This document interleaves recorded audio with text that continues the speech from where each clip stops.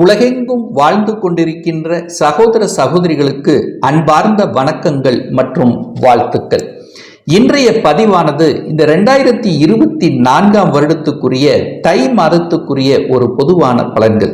இந்த தை மாதத்தினுடைய கிரக நிலைகளை பார்க்கும் பொழுது மேசமனையில் குரு பகவானும் கன்னி மனையில் கேது பகவானும் இருக்க விருச்சிக மனையில் சுக்கிரன் அமர்ந்திருக்கார். இந்த சுக்கிரனுடைய பெயர்ச்சியானது 18/1/2024 அதாவது தை மாதம் 4ஆம் தேதி அன்று தனுசு மனைக்கு பெயர்ச்சி ஆகிறார். புதன் பகவானும் செவ்வாய் பகவானும் தனுசு மனையில் இருக்க, அதாவது இந்த மாதத்தினுடைய இறுதியில, அதாவது 1/2/2024 அதாவது தை மாதம் 18ஆம் தேதி புதன் பகவான் மகரம் மனைக்கு பெயர்ச்சி ஆகிறார். அதே போல செவ்வாய் பகவான் 5/2/2024 அதாவது தை மாதம் 22ஆம் தேதி என்று மகர மனைக்கு பெயர்ச்சி ஆகிறார். மகர மனையில் இந்த மாதம் முழுவதும் சூரிய பகவான் அமர்ந்திருக்க, சனி பகவான் கும்பமனையில் அமர்ந்து கொண்டு, ராகு பகவான் மீனமனையில் அமர்ந்து கொண்டு இந்த மாதம் பலனை கொடுக்க போகிறார். அதாவது மேசம் முதல் மீனம் வரையுள்ள 12 ராசினருக்கும் இந்த தை மாதம் என்ன மாதிரியான பலன்கள், சாதகம் என்ன, பாதகம் என்ன, என்ன மாதிரியான தெய்வ வழிபாடு உகந்தது என்பதை பற்றித்தான் டீட்டெயிலாக நம்ம பார்க்க போகிறோம். அதற்கு முன்னால் நம்முடைய சேனலை நீங்கள் ஃபர்ஸ்ட் டைம் பார்ப்பவர்கள் என்றால் மறக்காம சப்ஸ்கிரைப் பண்ணிக்கிங்க. மேசராசி அன்பர்களே, அஸ்வினி 1, 2, 3, 4 நட்சத்திர பாதங்களையும், பரணி 1, 2, 3, 4 நட்சத்திர பாதங்களையும், கார்த்திகை 1 ஆக இந்த 9 நட்சத்திர பாதங்களை உள்ளடக்கிய இந்த மேசராசி அன்பர்களுக்கு இந்த தை மாதம் தொழில் சார்ந்த விஷயங்கள், வேலை சார்ந்த விஷயங்கள் எப்படி இருக்கும் அப்படின்னு பார்க்கும் பொழுது, இந்த தொழில் அப்படின்னு எடுத்துட்டாலே 10ஆம் இடத்தை பார்க்கணும். அந்த 10ஆம் இடத்தை அதிபதி என்று சொல்லக்கூடிய சனி பகவான் 11ஆம் இடம் என்கின்ற லாபஸ்தானத்தில் ஆட்சி பலம் பெற்று வலிமையை உட்கார்ந்திருக்கார். 10ஆம் இடத்தில் சூரிய பகவான் உட்கார்ந்திருக்கார். அப்போ மேச ராசி அன்பர்களுக்கு யோகத்தை தரக்கூடிய அந்த 5க்குரியவனான அந்த சூரிய பகவான் 10ஆம் இடத்தில் அமர்ந்து வலிமையாக, 10ஆம் இடத்தில் திக்பலத்தோட வலிமையாக இருக்கக்கூடிய ஒரு அற்புதமான ஒரு மாதம். அப்போ தொழில் சார்ந்த விஷயங்கள், நல்லவைகள், நல்ல மாற்றங்கள் நிகழக்கூடிய ஒரு அருமையான ஒரு மாதம் தான் இந்த மேசராசி அன்பர்களுக்கு. இதுவரையில் ஒரு நல்ல வேலை செட்டில் ஆகல, என்னுடைய படிப்புக்கு தகுந்த வேலை இல்லை அப்படின்னு இருக்கின்றவர்கள், அல்லது வேலையை அப்ளை பண்ணி காத்து கொண்டிருக்கின்ற இந்த மேசராசி என்பவர்களுக்கு இந்த மாத இறுதிக்குள்ள ஒரு நல்லவைகள் நடக்கக்கூடிய, நீங்கள் நினைத்த செயல்கள் திருப்திகரமாக இருக்கக்கூடிய, அற்புதங்கள் நிகழக்கூடிய ஒரு நல்ல மாதம். இதுவரைக்கும் ஒரு வேலையில ஒரு அழுத்தம் இருந்தது, ஒரு பிரஷர் இருந்தது, என்னை மேலதிகாரிகள் புரிந்து கொள்ள இந்த மாதிரியான ஏதாவது ஒரு ரூபத்தில் தொந்தரவுடன் இருந்து கொண்டிருந்த மேசராசி என்பவர்கள் அதிலிருந்து விடுபட்டு இனி இப்படித்தான் இருக்கணும், இந்த மாதிரி இருந்தால் நமக்கு நல்லவைகள் நடக்கும் அப்படிங்கிற அந்த எண்ணத்தோட, அந்த தன்னம்பிக்கையுடன் செயல்படக்கூடிய, உத்வேகத்துடன் செயல்படக்கூடிய ஒரு அற்புதமான ஒரு மாதம். அப்ப இந்த சூரிய பகவான் 10ஆம் இடத்தில் இருக்கிறதுனால அரசின் மூலமாக எந்தெந்த விஷயங்கள், அரசு சார்ந்த காரியங்களை தடைபட்டு கொண்டிருந்ததோ, அரசு வேலையில் தடையோடு இருந்ததோ, அந்த தடைகள் எல்லாம் நிவர்த்தியாக கூடிய தன்மைகள், அரசாங்க எக்ஸாம் எழுதணும் என்கின்ற எண்ண ஓட்டங்கள் அதிகமாக வரும். அரசாங்க, அதாவது ஒரு 2-3 வருடங்களாகவே அரசு வேலையில் எழுதி தோத்து கொண்டிருந்தவர்கள் வெற்றி பெற முடியல அப்படின்று ஒரு வகையான ஒரு மன அழுத்தத்தில் இருந்தவர்களுக்கெல்லாம் நிச்சயமாக அரசு சார்ந்த விஷயத்தில் அனுகூலங்களை கொடுக்கக்கூடிய ஒரு நல்ல மாதமாக உங்களுக்கு தென்படுகிறது. அதே சமயத்தில் பார்த்தீங்கன்னா அதிகாரம் சார்ந்த விஷயங்கள், அதாவது ஒரு அதிகாரம் சார்ந்த வேலைக்கு செல்லணும், அல்லது ப்ரமோஷன் கிடைக்கணும், அதாவது அடுத்த நிலைக்கு செல்லணும் என்று நினைத்து கொண்டிருந்தவர்கள், இன்னும் எனக்கு வரல, ஒரு ப்ரமோஷன் வரல அப்படின்னு இருந்தவர்களுக்கெல்லாம் ஒரு நல்ல செய்திகள் கிடைக்கக்கூடிய ஒரு அற்புதமான ஒரு மாதமாக உங்களுக்கு நிகழ்கிறது. அதே சமயத்தில் ஒரு சிலருக்கு சொந்த தொழிலை ஆரம்பிக்கணும் என்கின்ற உத்வேகத்துடன் செயல்படக்கூடிய தன்மை, அதுக்கான செயல்பாடுகள் திருப்திகரமாக உங்களுக்கு இருக்கும். சரி, அடுத்தது குழந்தைகளுடைய படிப்பு சார்ந்த விஷயங்கள் திருப்திகரமாக இருக்குமா அப்படின்னு பார்த்தீங்கன்னா நிச்சயமாக திருப்திகரமாக இருக்கும். என குழந்தைக்கு காரகன் என்று சொல்லக்கூடிய அந்த குரு பகவான் உங்களுடைய ராசியிலேயே அமர்ந்து 5ஆம் இடத்தை பார்க்கிறார், அந்த குழந்தை ஸ்தானத்தை பார்க்கிறார். புதன் பகவான் படிப்பு காரகன் என்று சொல்லக்கூடிய புதன் பகவானும் பாக்கியஸ்தானத்தில் அமர்ந்திருக்கின்ற இந்த மாதத்தில் படிப்பு சார்ந்த விஷயத்தில் நீங்கள் எடுக்கக்கூடிய அத்தனை முயற்சிகளும் பலிதமாகக்கூடிய தன்மை, ஒரு உத்வேகம் பிறக்கும். ஒரு நல்ல மார்க் வாங்கணும், ஃபியூச்சர்ல நான் ஒரு இன்ஜினியர், டாக்டர் ஆகணும், ஒரு வக்கீல் ஆகணும், ஒரு சிஏ படிக்கணும், எந்த மன உறுதிப்பாட்டுடன் இருக்கிறீர்களோ அந்த உறுதிப்பாட்டுடன் உங்களுக்கு ஒரு தன்னம்பிக்கையும் சேர்த்து அதை அச்சீவ் பண்ணக்கூடிய அந்த எண்ண ஓட்டங்களை கொடுக்கக்கூடிய தன்னம்பிக்கை தரக்கூடிய குருமார்களினுடைய ஆதரவு கிடைக்கக்கூடிய பெரியோர்களினுடைய அதாவது அப்பா அம்மாவுடைய தன்னம்பிக்கை ஊட்டக்கூடிய அளவில் இந்த மாதம் உங்களுக்கு சிறப்பாக இருக்குது அப்படின்னு சொல்லணும். அப்போ படிப்புல அடிஷனல் கோர்ஸ் எடுத்து படிக்கக்கூடிய தன்மை, ஏற்கனவே ஒரு வேலையில் இருக்கிறவங்க அடிஷனலா ஒன்னுக்கு லேர்ன் பண்ணிக்கணும், ஒரு கத்துக்கணும் அப்படிங்கிற அந்த தன்மையும் இந்த மாதம் உங்களுக்கு அதிகமாக இருக்கிறது அப்படின்னு சொல்லணும். அதே சமயத்தில் குழந்தை பிறப்பு சார்ந்த விஷயங்கள் நமக்கு சாதகமாக இருக்குமா அப்படின்னு கேட்டீங்கன்னா நிச்சயமாக இருக்கும். என குழந்தைக்கு காரகனான குரு பகவான் குழந்தை ஸ்தானத்தை பார்க்கிறார் அல்லவா, அது ஒரு மிக முக்கியமான ஒரு பார்வை.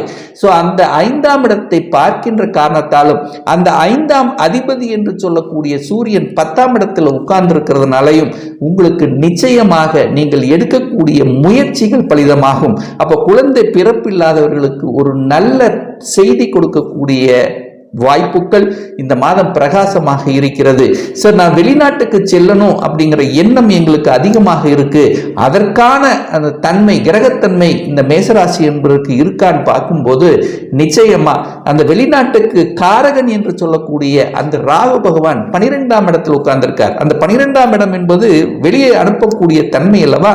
அப்போ அந்த ராகு 12ஆம் இடத்தில் இருக்கிறதுனால நீங்க வெளிநாட்டில் விசா அப்ளை பண்ணி காத்து கொண்டிருப்பவர்களுக்கு விசா கிடைக்கக்கூடிய தன்மை, வெளிநாட்டில் வாழ்ந்து கொண்டிருப்பவர்களுக்கு ஒரு நல்ல வேலை கிடைக்கல, எனக்கு ஒரு மாதிரியான ஒரு அழுத்தம் பிரஷரோட இருக்கிற, வேற வேலை வாரலாமா அப்படின்னு கேட்டா நிச்சயமா மாற்றம் கொடுக்கக்கூடிய ஒரு நல்ல தன்மையும், அல்லது ஒரு சிலருக்கு பார்த்தீங்கன்னா வெளிநாட்டு தொடர்புகளை உருவாக்கும், அந்நிய மதத்தினர் மூலமாக அந்நிய மதத்தினர் மூலமாக நல்ல பல மேன்மைகள் தரக்கூடிய தன்மை, அவர்களுடைய உதவிகள் உங்களுக்கு கிடைக்கக்கூடிய தன்மை இருக்கும். ஒரு சிலர் ஏற்றுமதி இறக்குமதி சம்பந்தப்பட்ட துறையில் என்ட்ரி ஆவதற்கான வாய்ப்புகள் இந்த மாதம் உங்களுக்கு சிறப்பாக இருக்குது அப்படின்னு சொல்லணும். அடுத்தது திருமணம் சார்ந்த சுப காரியங்கள் இனிதை ஈடேறுமா அப்படின்னு நீங்க கேட்டீங்கன்னா நிச்சயமாக உண்டு. குரு பகவான் உங்களுடைய ராசியிலேயே இருந்து 7ஆம் இடத்தை பார்க்கிறார் அல்லவா. அப்போ 7ஆம் இடம் என்பது திருமணஸ்தானத்தை அல்லவா. ஒரு சுப கிரகம், அதாவது அந்த சுப கிரகம் என்று சொல்லக்கூடிய அந்த குரு பகவான் 7ஆம் இடமான திருமணஸ்தானத்தை பார்க்கின்ற காரணத்தாலும் 5ஆம் இடத்தை அதிர்ஷ்டஸ்தானத்தை பார்க்கின்ற காரணத்தாலும் 9ஆம் இடம் என்கின்ற பாக்கியஸ்தானத்தை பார்க்கின்ற காரணத்தாலும் நிச்சயமாக உங்களுக்கு நினைத்தவாறு திருமணம் சார்ந்த சுப காரியங்கள் உங்களுக்கோ உங்க குடும்ப உறுப்பினர்களுக்கும் நிகழக்கூடிய வாய்ப்புகள் சிறப்பாக இருக்கு. உங்களுடைய ராசி அதிபதி என்று சொல்லக்கூடிய செவ்வாய் பகவான் பாக்கியஸ்தானத்தில் உட்கார்ந்திருக்கார். பாக்கியஸ்தானத்தின் அதிபதி உங்க ராசியிலே உட்கார்ந்திருக்கார். அப்ப குரு செவ்வாயும் பரிவர்த்தனை பெற்று பரிவர்த்தனை யோகமாக இருக்கக்கூடிய ஒரு அற்புதமான ஒரு மாதம். அப்போ திருமணம் ஒரு சிலருக்கு இவர்கள் தான் அப்படிங்கிற நிச்சயதார்த்தம் செய்யக்கூடிய தன்மை, அடையாளம் படுத்தக்கூடிய தன்மைகள் இருக்கு. என ரொம்ப சில வருடங்களாகவே இந்த மேசராசி என்பவர்களுக்கு திருமண சார்ந்த சுப காரியங்களை தடைகளை ஏற்படுத்தி கொண்டிருந்தது. என ராசியிலே ராகுவும் 7ஆம் இடத்தில் கேதுவும் இருந்து கொண்டு சில தடைகளை கொடுத்து கொண்டிருந்த மேசராசி என்பவர்களுக்கு இப்போ அந்த தடைகள் எல்லாம் நிவர்த்தி அடைந்து விட்டது. நிச்சயமாக இந்த தை மாதம் உங்களுக்கு சுப காரியங்கள் செய்யக்கூடிய ஒரு அற்புத மாதமாக உங்களுக்கு தென்படுகிறது. அதே சமயத்தில் உடல்நலம் சார்ந்த தொந்தரவுகள் இருக்குமா அப்படின்னு கேட்கும்போது நிச்சயமாக இல்லை. ஏன் சொல்றேன்னா 6ஆம் இடத்தில் கேது பகவான் உட்கார்ந்திருக்கார். அப்போ 6ஆம் இடத்தில் ஒரு பாவி இருக்கணும். அந்த வகையில் அந்த கேது இருக்கும்போது ரொம்ப நாளா ஒரு உடல்நல தொந்தரவு இருக்கின்ற இந்த மேசராசி என்பர்களுக்கும் அது சரிப்படுத்தக்கூடிய தன்மைகள் இந்த மாதம் இருக்கிறது. என கேதுங்கிறது ஒரு மருத்துவ குணத்துக்கு சம்பந்தப்பட்ட ஒரு கிரகம் அல்லவா. அப்போ இதுவரைக்கும் ஒரு நல்ல டாக்டர், ஒரு நல்ல ஆஸ்பத்திரி கிடைக்கல, அடையாளப்படுத்தல, இந்த நோய்தா அப்படிங்கிறது உறுதிப்படுத்தாத தன்மையிலிருந்து ஏதோ ஒரு மாதிரியான தன்மையில் இருந்தவர்களுக்கு இப்போ உடல்நலத்தில் இருந்து முற்றிலும் விடுதலை பெறுவதற்கான வாய்ப்புகள், அதே சமயத்தில் கடன் அழுத்திக் கொண்டிருந்தவர்களுக்கு அந்த கடனில் இருந்து விடுதலை பெறுவதற்கான வாய்ப்புகள், அதே சமயத்தில் எதிர்ப்பு பகை இருந்தது, சமாளிக்கவே முடியல. அதாவது ஒரு டைரக்டா ஒரு எதிரி இருந்தா கூட நம்ம ஃபேஸ் பண்ணலாம், இன்டைரக்டா நம்மளுக்கு அழுத்திக் கொண்டிருந்தவர்கள் எல்லாமே இனம் கண்டு கொண்டு இவர்தான் நமக்கு எதிரி என்று அடையாளம் செய்து அதற்கு தகுந்த மாதிரி செயல் திட்டம் தீட்டி வெற்றி அடையக்கூடிய ஒரு உன்னதமான ஒரு மாதம் அப்படின்னு எடுத்துக்கலாம்.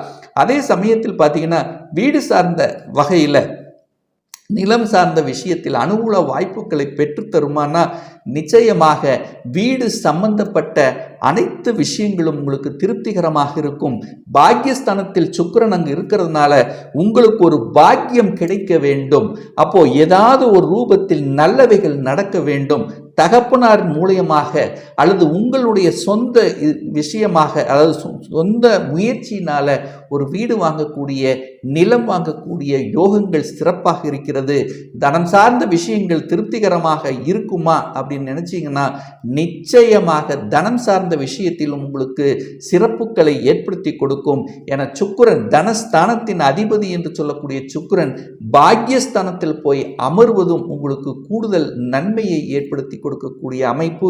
அதே சமயத்தில் செவ்வாய், உங்க ராசிநாதனான செவ்வாயும் 9ஆம் இடமான பாக்கியஸ்தானம் இந்த மாதத்தினுடைய இறுதியில் பார்த்தீங்கன்னா 10ஆம் இடத்துல போய் அமர்ந்து கொண்டு அந்த செவ்வாய் உங்க ராசியை பார்ப்பதும் கூடுதல் சிறப்பை ஏற்படுத்தும். அப்போ அனைத்து விதமான முயற்சிகள் தொட்டது துளங்கக்கூடிய அமைப்பில் இந்த மாதம் உங்களுக்கு சிறப்பாக இருக்கிறது. இந்த மேசராசி அன்பர்களுக்கு, இந்த மேசராசி அன்பர்களுக்கு ஒரு நல்ல தெய்வ வழிபாடு அப்படின்னா ஒவ்வொரு செவ்வாய்க்கிழமை என்று முருகப்பெருமானை சென்று வழிபடும் போது நிச்சயமா உங்க மனதில் இருந்து வந்த அத்தனை விதமான குழப்பங்களை நீக்குங்கிறதுல எந்தவித மாற்று கருத்தும் கிடையாது. ஒரு துல்லிய பலன் வேண்டும். அதாவது ஒரு சொந்த தொழிலை செய்யணும் அப்படின்னு நினைக்கிறேன், அதற்குண்டான விதி கொடுப்பினை நம்மளுடைய ஜாதகத்தில் இருக்கா? அப்படி இருக்கக்கூடிய பட்சத்தில் எப்போ நம்ம சொந்த தொழிலை செய்யலாம், எப்போ நம்ம வீடு கட்டலாம், எப்போ நமக்கு திருமணம் நடக்கும், எப்போ நமக்கு ஒரு இடமாற்றம் ப்ரமோஷன் கிடைக்கும், எப்போ நமக்கு குழந்தை பாக்கியம் கிடைக்கும், இது போன்ற கேள்விகளுக்கு ஒரு துல்லிய விடை தெரியணும். அதாவது ஒரு பர்சனல் கன்சல்டேஷன் எடுத்துக்கணும் என்று ஆசைப்படுபவர்கள் டிஸ்பிளே தெரியக்கூடிய நம்பருக்கு வாட்ஸ்அப் மூலியமாகவோ ஃபோன் கால் மூலியமாகவோ தொடர்பு கொண்டு அப்பாயின்மெண்ட் பெற்றுக்கொண்டு கன்சல்டேஷன் எடுத்துக்கலாம். இந்த பதிவு நிச்சயமாக உங்களுக்கு ஏதாவது ஒரு ரூபத்தில் யூஸ்ஃபுல்லாக இருக்குங்கிறதுல எந்தவித மாற்று கருத்தும் கிடையாது. நம்ம சேனலை ஃபர்ஸ்ட் டைம் நீங்கள் பார்ப்பவர்கள் என்றால் மறக்காம சப்ஸ்கிரைப் பண்ணிக்கிங்க. பக்கத்தில் இருக்கின்ற பெல் பட்டன் மற்றும் ஆல் நோட்டிபிகேஷனை கிளிக் பண்ணும்போது நான் போடக்கூடிய அடுத்தடுத்த பதிவுகள் உங்களுடைய நோட்டிபிகேஷன்ல வந்து சேரும். மீண்டும் அடுத்த பதிவில் உங்களை சந்திக்கும் வரை உங்களிடமிருந்து விடைபெறுவது உங்களுடைய அஸ்ட்ராலஜர் டாக்டர் சதீஷ்.